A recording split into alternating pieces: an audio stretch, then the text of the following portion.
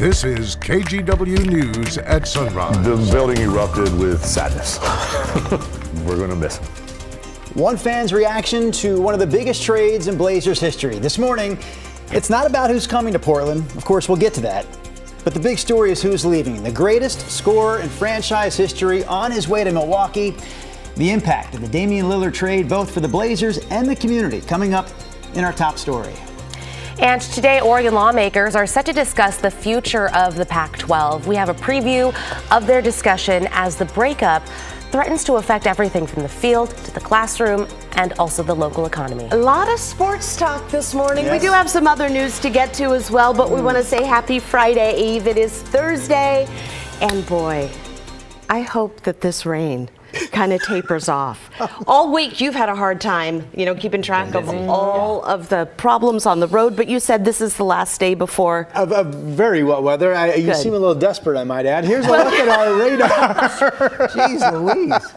Labeling. She was playing. Yes, please, Rod. Please, Rod. Of course, don't forget, the rain's been terrific news. Fire season really seems to be winding down. We've got a wave of rain moving through the downtown Portland area right now. You see it on radar. Nothing stormy here. It's mostly just light, gentle rain. Temperature outside 56 degrees. By the way, I think you'll notice the winds will be the calmest today they've been all week. Southwest 5 to 15, not expecting 30-mile-per-hour gusts, not really even expecting 20-mile-per-hour gusts today. But the showers will keep coming and going. There will be some sun breaks at times, 62 at noon, 65 at 5 o'clock. After today, the rain chance goes from here to about there. Here's Chris McGinn. Well, that sounds pretty good. All right, with all the rain and not much wind, we've got fog this morning, or maybe low cloudiness at the Sylvan Hill. This is what it looks like. Highway 26 at Sylvan. Traffic moving along just fine there.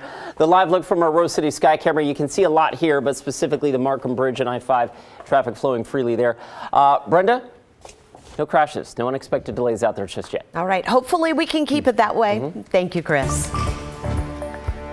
Well, this morning we've got to talk about the big news for Rip City. Damian Lillard on his way out, traded to Milwaukee. We agree, trading Dame, not a surprise, right? It's been talked about for months. We knew it was coming, but where he landed did seem to come out of nowhere. Lillard wanted to go to Miami.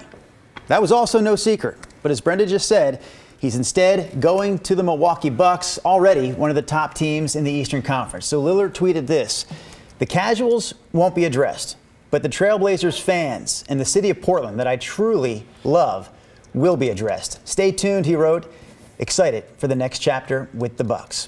So as part of this three-team trade, Portland is getting center DeAndre Ayton from the Suns, along with all-star guard Drew Holiday from Milwaukee, and a 2029 first-round draft pick.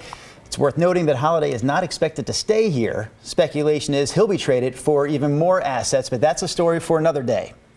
In addition to Dame, Portland also gave up Yusuf Nurkic, Nasir Little, and Keon Johnson, all three going to Phoenix. Well, the franchise now moves on from arguably the best player in Blazers history. Many fans fell in love right away with Damian Lillard and his instant impact on the court. Devin Haskins is live for us outside the Moda Center this morning with what fans are feeling. Good morning, Devin. Good morning. Yeah, Damian Lillard did a lot here at the Moda Center during his 11 years with the team. Not only was the team's franchise leading scorer, he was an Olympic gold medalist, member of the NBA's 75th anniversary team, multiple All-Stars and multiple All-NBA teams. So let's look at some of the things that he's most remembered for here in Rip City. Remember these highlights?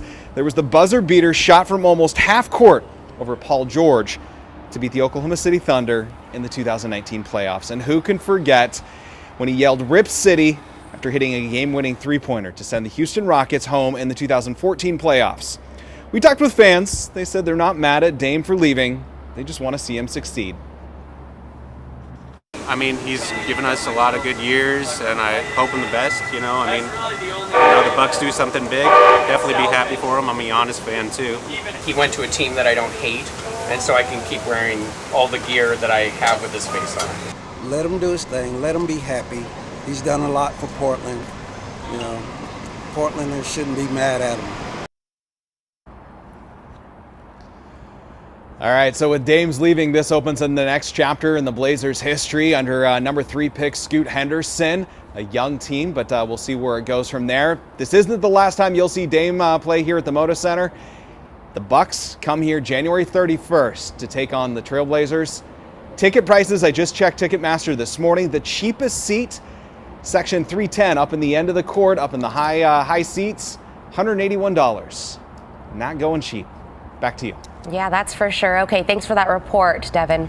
Yeah. And up on KGW.com right now, you can find an in-depth look back at Dame's career here in Portland and the legacy he leaves behind. Plus, more details on the trade itself. Later today, Oregon lawmakers will talk about the future of the Pac-12 and how teams leaving the conference will affect the state. This is part of what they call legislative days. It's a time outside of the session when lawmakers gather at the Capitol to hear updates on issues.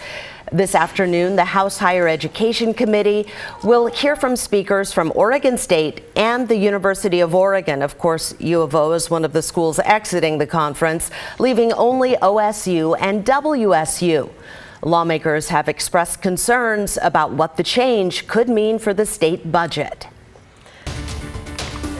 This morning, 2 former high school students are suing Salem-Keizer Public Schools and a choir teacher they say abused them while they were teens. Jane Doe 1 and Jane Doe 2, as they're identified in this case, say Joshua Rist, then a choir teacher at McNary High School, abused them for years. And their lawyers say that the whole situation is even more disturbing because it appears that Rist still works at an elementary school in the district. The lawsuit seeks $5 million in damages for each of the plaintiffs. Their primary motivation is protecting other children and making sure that this doesn't happen again. A Salem-Keizer spokesperson says that the district is aware and fully cooperated in the investigation by both law enforcement and the Teacher Standards and Practices Commission. They add the district is focused on the safe education of its students. A cemetery mix-up is heading to court.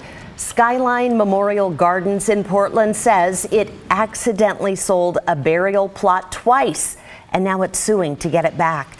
The family of Tiber Harrison buried his ashes after he was hit and killed by a car in 2016. Skyline now wants to remove the ashes from the vault because someone else actually owns the space. Here's Harrison's mom.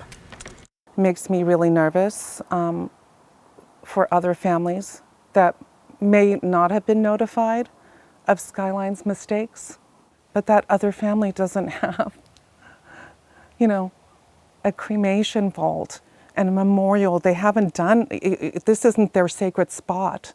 It's just a transaction. Skyline blames staff turnover for the fact that the first sale was not properly recorded. And Portland City Council officially gave the green light for more than $750 million to go to programs aimed at helping the city of Portland get to net zero emissions by the year 2050. City Council approved the investment plan yesterday. The money is coming from a 1% tax on large retailers in the city. The plan includes clean energy projects for the next 5 years. So this is all a part of a 2018 initiative Portland voters passed, which at the time was the first climate fund created by a local government. May not be large retailers left the tax. Just saying. Oof. Just saying. I heard the laughter there and I thought, did I miss the beginning of that joke? Let's bring in our climate expert now. His name is Rod Hill. Rod, what do you have for us? Good morning, everybody. Well, let's show you a low pressure center setting out in the Pacific Ocean. Here we go, right here. Now, interesting, models don't really pick this up as increasing our rain chance, but it is tracking toward us this afternoon. So I'll be curious to see how much rain we pick up from that low or not. Clearly, if you're traveling this morning, hitting I-5, it's more wet to the north towards Seattle, less wet if you drop down I-5 to the south. We've got rain showers now pushing out into the Columbia River Gorge. Snow levels are sitting at about 6,000 feet. So far, I haven't seen anything up at Timberline on the ground. And this is mostly just light to gentle rain right now. Here's a look at Futurecast, 8:30 this morning. A wave of rain showers coming through. Rain totals stay expected to be less than 0.2 of an inch. So not a ton of total rain. There's another shot of some heavier rain sitting offshore from Astoria. Yesterday morning we had that 68 mile per hour wind gust clocked on the Astoria-Meckler Bridge at 5:30 in the morning. Today winds look to be, including at the coast, just 5 to 15. So it'll be the calmest wind day that we've seen all week. Here we are, 8 o'clock tonight. Some showers continuing, but not a lot of rain. And if the modeling is correct, the rain chance basically goes south and east of us during the day on Friday. holding on to a shower chance in the forecast, but the trend seems to be that tomorrow could be the day we completely dry out, potentially, at least for parts of the valley, and then we go into a nice weekend upcoming. Here are the temperatures. They're kind of where we have been. 56 in Portland, 52 in Salem, 52 degrees out in the Dalles as well. Our weather map temperatures for today, mid-60s, kind of where we've been. Showers continuing. Southwest winds 5 to 15. Again, with tomorrow looking to be mainly dry. This is basically the last wet day we believe we're going to have of the week. 63 degrees in Battleground. Here comes that drying forecast.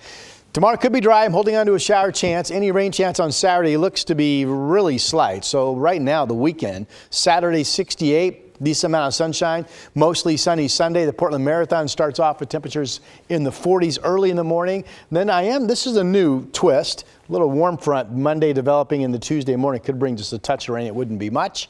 And that is your forecast.